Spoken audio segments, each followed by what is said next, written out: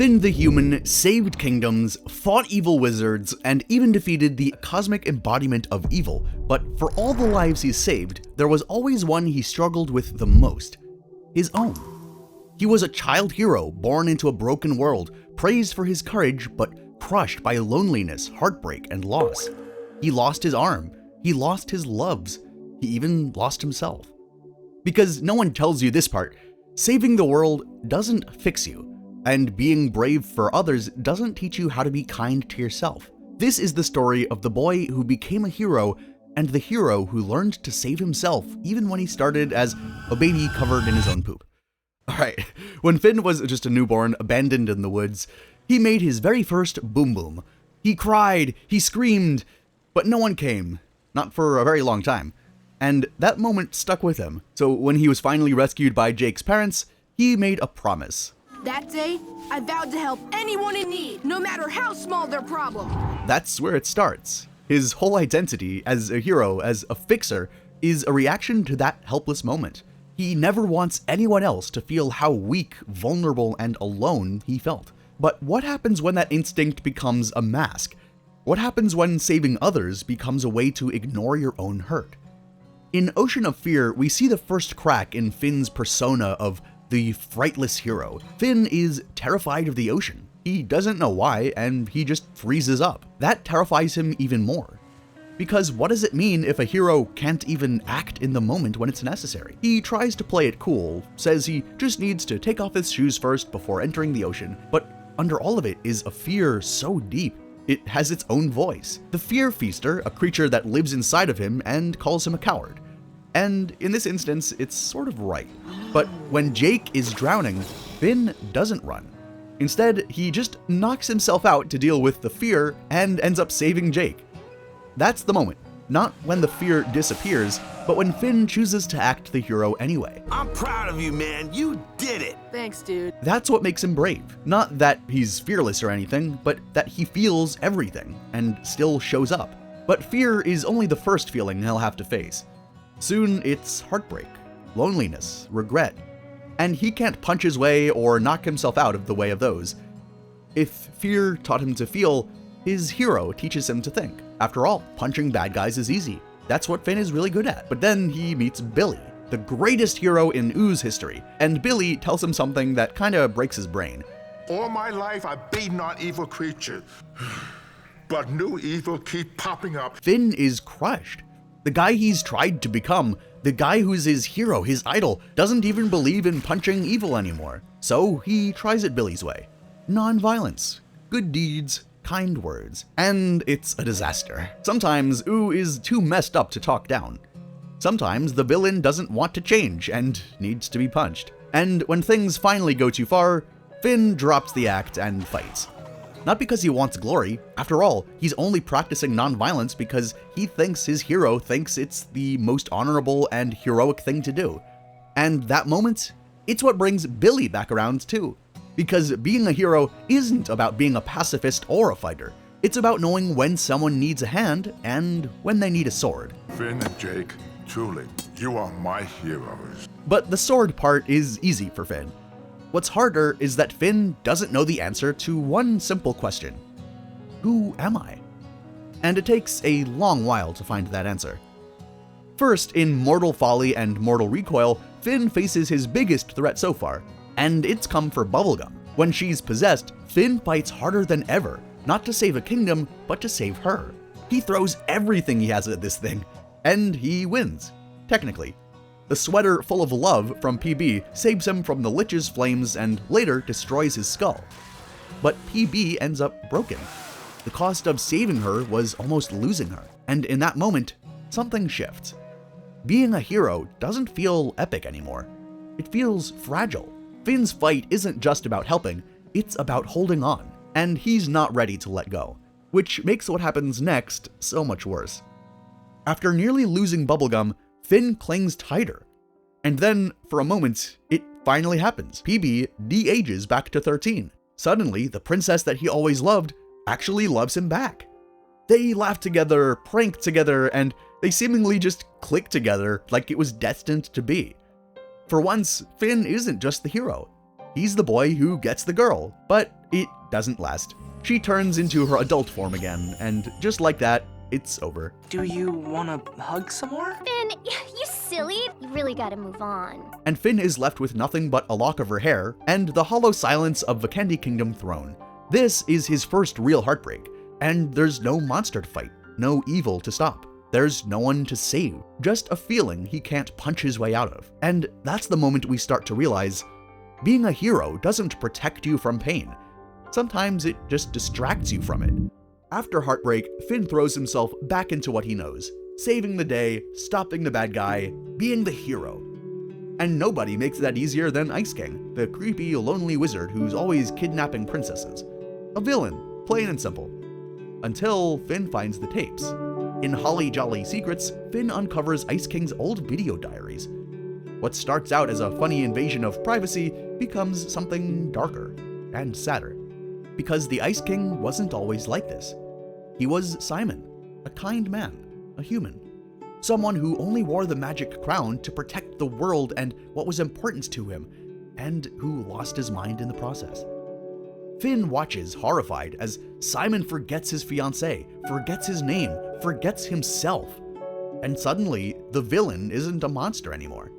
He's just a man who couldn't save himself. It changes the way that Finn sees evil even more than Billy previously did. From here on, his fights with Ice King are different. Less angry, more patient. Because maybe being a hero isn't just about stopping evil, sometimes it's about understanding it. Understanding the darkness, understanding the brokenness. Especially when you start to feel broken too. After being confused with Princess Bubblegum when she turned 18 again, Finn doesn't talk about it much. With Jake's advice, he's trying to pretend everything could still work out with her. He just has to try harder, right? But when that doesn't work, Finn starts melting down. He sobs on the ground, clinging onto the lock of PB's hair like it's the last piece of his soul. So Jake, yet again, does what any magical talking dog would do. He tries to find Finn to rebound. Enter Flame Princess. Fiery, explosive, literally unstable. But when Finn sees her, something happens. Not obsession or fantasy, just a spark. And suddenly, the idea of being loved back doesn't feel impossible anymore. He's not cured, this isn't a fix, but it's a moment, a flicker of hope. After all the loss, after the fear and the heartbreak, Finn starts to realize maybe he can feel something again. With Flame Princess, Finn steps into new territory. Not fantasizing about someone who's out of his reach, not chasing them and always being somewhat behind, but real feelings with someone in the moment who feels them back. It's exciting, terrifying, and confusing as hell. Because love isn't just sparks and smooches, it's boundaries, honesty, emotional control, things that Finn is still figuring out. He fumbles, he learns, he almost loses her, and wins her back by choosing kindness over ego. And in those moments, we see something rare. Finn isn't just trying to be a hero, he's trying to be a person. He's trying to be a partner, a better person. If you want a deeper dive into this whole arc, from tier 15 to emotional maturity, we've got a full breakdown in a separate video, so go check that one out. But by now, Finn's fought monsters, chased love, and stared down death itself. Like anyone fighting such big battles at that age, he's confident, capable, and growing. So when his hero Billy returns and says there's a way to stop all evil forever, Finn believes him. Why wouldn't he? Billy was his blueprint for heroism after all, but it's not Billy. It's actually the Lich, wearing Billy's skin, using Finn's trust like a weapon. And that's the moment the world flips. Everything Finn believed in, his quest, his loyalty, his purpose, was hijacked by evil. He didn't just fail to save the day, he helped doom it. And that's how the early stages of his story ends. So far, Finn has saved everyone. Villagers, kingdoms, princesses, even the Ice King. Again and again, he shows up when people need him. But under all the victories, under the sword swings and the catchphrases, there's something he hasn't saved. There's something he hasn't even touched. Himself. The boy who cried alone in the woods. The kid who didn't know who he was and still kinda doesn't. The teenager holding on to people just to feel whole. And the scariest part? No one can save him from that. He has to do it himself. That's where we're heading next. Not towards bigger, stronger monsters, but towards heartbreak, identity, and regret. In Frost and Fire, he's dating Flame Princess. Things are great. Until he sees her fighting Ice King. It's intense, fiery, emotional. And Finn? He kinda likes it. He starts chasing that feeling, sends fake messages to provoke another fight, all to feed his own thrill. And when it all comes out, when Flame Princess realized that she was manipulated, she leaves. Not confused about it, not heartbroken in the moment or anything like that, just done. Like, you manipulated me? Nuh-uh. And for the first time, Finn can't pretend that he was just trying to help. He directly caused this. He hurt someone he loved, for his own benefit. And the worst part? The Cosmic Owl visits his dreams and tells him flat out, You blew it. Which actually brings us to today's sponsor, Mantasleep. Summer is here. The days are longer, the sunsets stretch out, and while that sounds great, it can quietly sabotage your sleep. So that actually means it's harder to fall asleep, stay asleep, and wake up feeling refreshed, all of which impacts how well you learn and recover. And that's where the mantasleep sound mask comes in. It doesn't just block out the light, it actually blocks out distractions too, with razor-thin speakers that you can drift off to with the calming sounds of rain or maybe some crickets, your favorite playlist. And like all their masks, this one is fully adjustable, incredibly soft and squishy, and it's designed to feel like you're wearing pretty much nothing at all, even when you're sleeping on your side. So stay rested, stay sharp, get 10% off with code LESSONSOF. Link in the description down below. Time for my nap. Finn wasn't able to learn quick enough as he didn't have a comfy sleeping mask. So after Flame Princess leaves, he doesn't process it. He just defaults back to the girl who first broke his heart. But things aren't like they were. PB is older now, wiser, more distant. Even when Finn tries to charm her, to flirt, to impress her with his growth, none of it lands. Because he hasn't really grown. Not in the way that matters.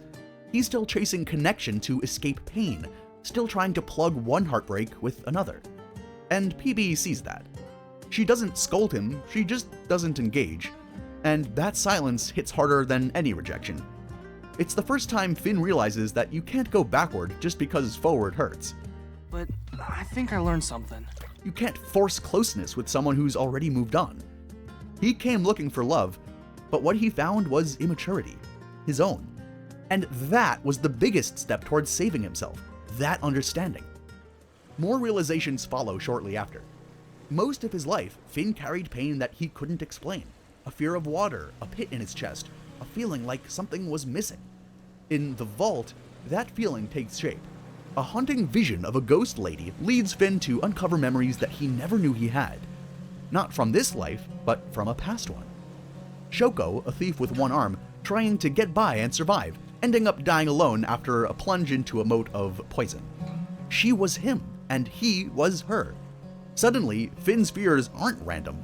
They're echoes, residue from lives he's never lived, but still sort of remembers. He gives Shoko peace. But something lingers. A deeper truth. That not everything you carry is yours. And healing isn't just about what you feel, it's about what you inherit and about what others put onto you. And Finn is about to inherit something else, something that cuts even deeper than memory. Up until now, Finn's spent his whole life not knowing where he came from, why he was abandoned, and who his parents are. He's made his peace with it, or at least he thinks he has, until he finds Billy's bucket list. A list with all the things that Billy still had wanted to do before he died, including take Canyon on one last ride, tell Finn that thing, and lie on my back in the ocean. Just float. Finn decided he can't do anything other than complete that list for his hero Billy, even if it means he has to face his biggest fear, the ocean. And he overcomes it.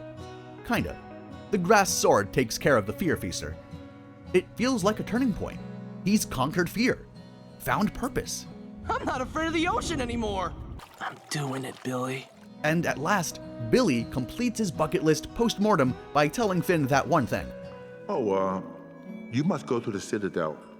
That's where your father is. And it's not just Joshua he's talking about, it's his own human father. Your father, Finn. He's alive.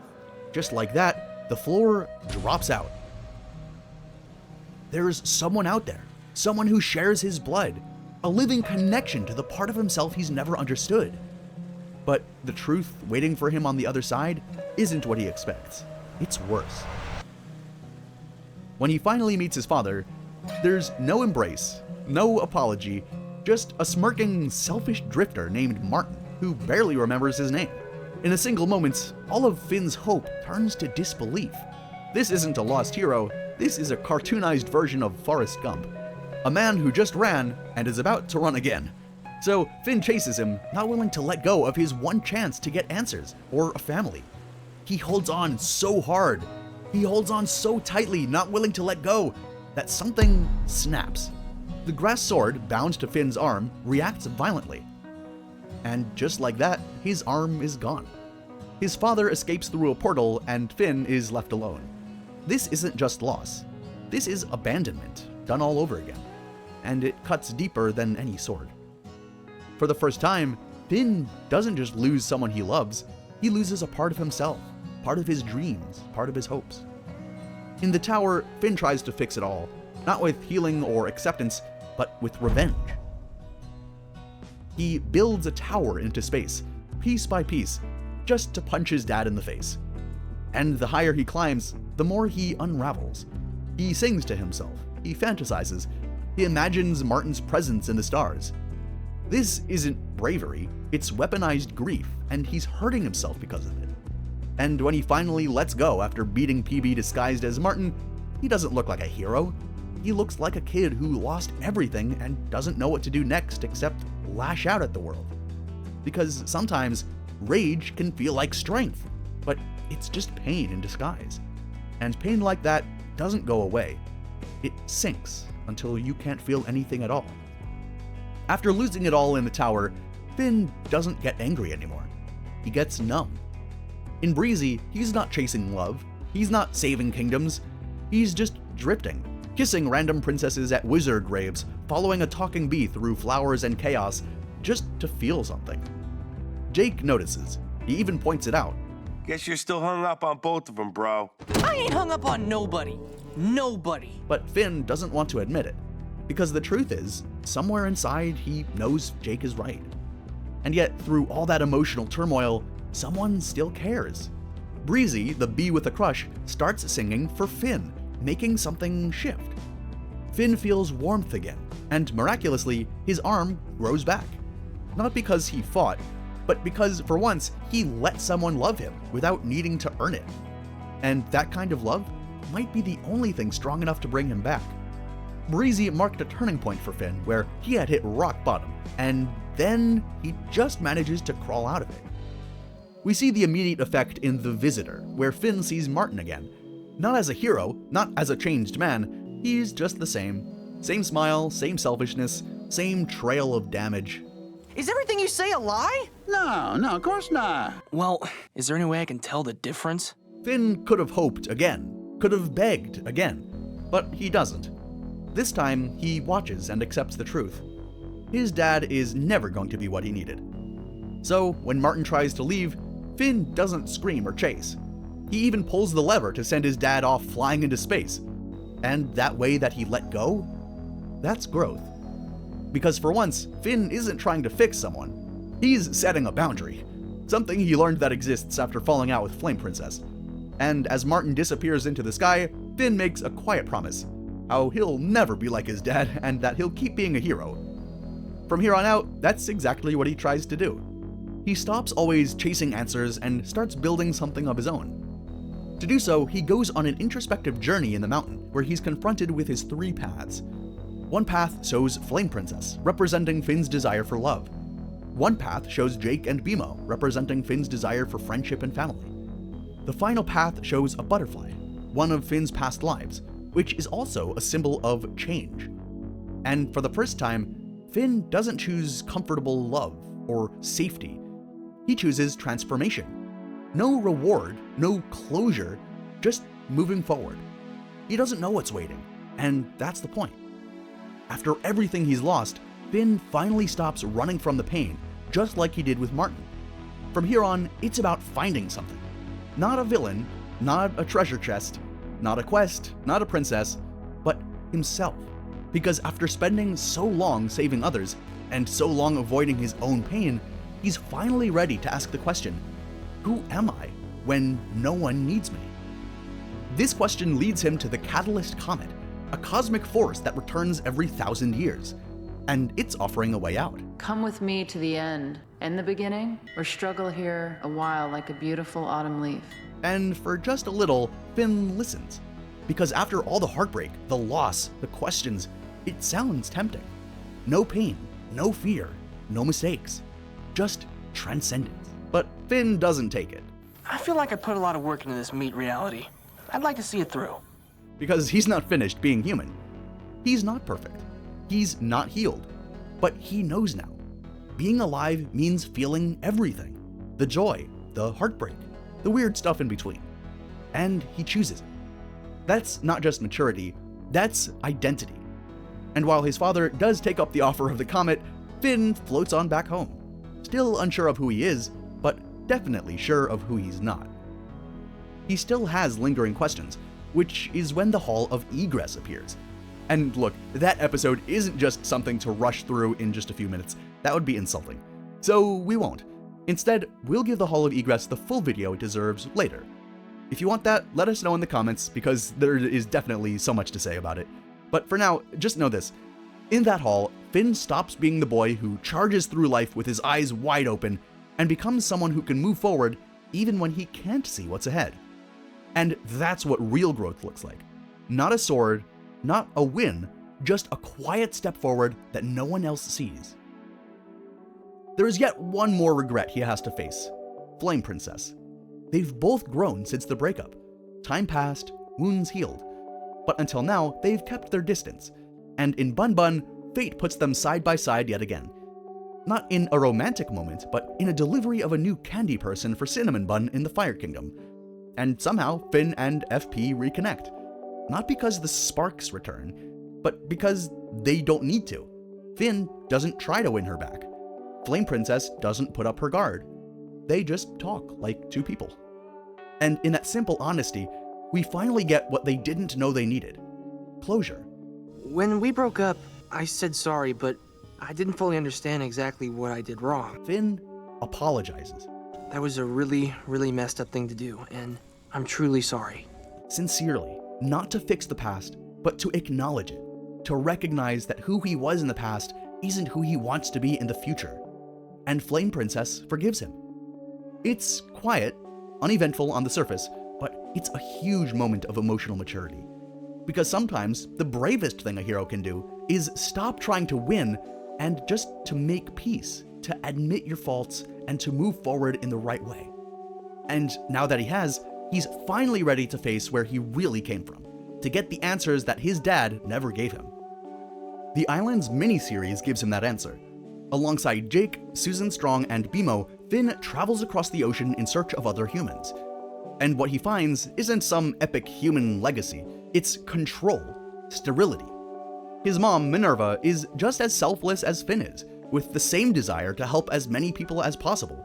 But the only option that Minerva saw to make that possible was through sacrificing freedom for safety. The humans of the island don't explore, don't grow. In Finn's eyes, they're not really living. And for a moment, Minerva even tries to pull Finn into that safety bubble. But none of that matters because you can stay safe right here with me. To reclaim him, to reparent him. But Finn says no. Gently, lovingly, but firmly. Mom, listen, I'm so happy I finally got to meet you and learn about humans, but I have to get back to my life eventually. Because he's earned his scars, his messiness, his life. He doesn't want to be safe anymore. He wants to be real. He wants to really live. And in choosing to go back to Ooh, he makes one thing clear. Being human isn't about biology. It's about choice, about autonomy. He finally knows who he is, not because someone told him, but because he's lived through enough to decide it himself. Little does he know, though, his identity struggles come rushing right back in Ooh. Fern, the struggling grass clone version of himself, attacks him. They fight. Finn tries to help him, to save him, to reason with him. I know you do, Fern. Listen, we can stop this and just go home together. All this lying and fighting, it doesn't have to end like this. But it's too late. Fern falls. and Finn watches the light fade from someone who looked just like him, who was him for all Fern knew. It wasn't just a battle. It was an accidental execution when Finn's robot arm turned into a weed whacker. And for the first time, Finn isn't just a hero who failed to save someone else, he fails to save himself. A version of himself warped by pain and never shown enough love. And the weight of that doesn't go away when the screen fades to black. After Fern's death, Finn can't even draw his sword. He hesitates, freezes. Every monster looks like someone he couldn't save. He's not being lazy, he's not afraid of dying, he's afraid of hurting someone again. But in the middle of this quiet spiral, someone shows up. Not to fix him, not to tell him what to do, just to be there. And that's Huntress Wizard. She just reminds him that his instincts are good by throwing herself into harm's way and seeing if he'll save her. And sometimes that's all healing needs. Not necessarily a grand redemption, just someone who sees you and really believes that you're still good. By the end of this episode, Finn lifts his sword again. Not to prove he's fine, but to try again, and with a little more gentleness this time. Because healing doesn't happen all at once. It starts with feeling seen and loved again, and slowly takes off from there. But before he can fully make peace with Fern's death, he returns. Or maybe it's only his anger and pain stuffed into a body that refuses to rest. Either way, he's back. And this time, he's not confused. He wants to end Finn. And if I win, chop chop. In that moment, Finn sees what happens when you don't deal with your pain. He's starting to realize he can't outrun the parts of himself he doesn't like. He has to face them. By the time Gumbaldia rolls around, there's a war coming. Gumbald has built an army. The Candy Kingdom is on edge. And Finn, the boy who once dove headfirst into every battle, now wants to stop it before it even starts. He believes there's another way, a way without any fighting. So he does something radical. He asks for a meeting, offers peace. Wait! I'm a diplomacy boy today! Even shares his stories, hoping it'll help Gumbald see that there's a better path. But obviously it doesn't work. Gumbald betrays him and leaves Finn soaked in dum-dum juice. And even after all that, he still believes that there's a way to solve this, one without fighting. That's when you realize that truly, Finn isn't that boy swinging the swords around anymore. He's really a young man trying to build peace in a world that keeps choosing war. And he's not giving up. When Gumbald and PB come face to face, not willing to talk it out, he sends them all into a dream realm instead. And in that dream, something extraordinary happens. The war ends. Not with a victory, not with a death, but with a conversation. An honest one. PB apologizes to Gumbald for not respecting his vision for the Candy Kingdom. Gumbald fake accepts her apology and agrees to end the conflict, intending to betray her. But that plan fails when he's tripped by Aunt Lolly and once again doused in his own dum-dum solution, turning back into Punchbowl. Lolly accepts the peace agreement in his place, and PB proclaims that the two kingdoms shall live in harmony. Sadly, though, that wasn't the end of it, as the war still took its toll. Inside the Dream Realm, Finn and Fern defeat the grass demon that was holding Fern together. In the end, Finn couldn't save everyone. He couldn't save Fern. After removing the evil that was holding him together, the rest of him fell apart. He tried, with everything he had. Not because he had to, he could have just left Fern and not felt anything. After all, he attacked him. But that's not who he was. He chose to be better than that. The hero who saved kingdoms, who stopped wars, who gave his childhood, his body, and his heart for everyone around him.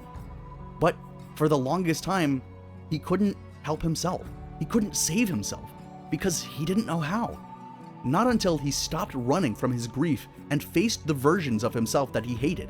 Not until he worked through his own problems and worked to save himself would he be able to be the proper hero that everyone knew. Finn's story was never about slaying dragons or kissing princesses. It was always a story about growth, about learning to live with your scars, about choosing peace even when chaos is familiar, about learning that love isn't something you win. It's something you receive and something you wholeheartedly and willingly give. In the end, Finn's greatest adventure wasn't out there. It was inward. He was never just a hero. He was a boy, trying to figure out who he was in a world that kept asking him to be more. And slowly, beautifully, he became someone who didn't just save others, he became someone who could finally save himself. A real hero.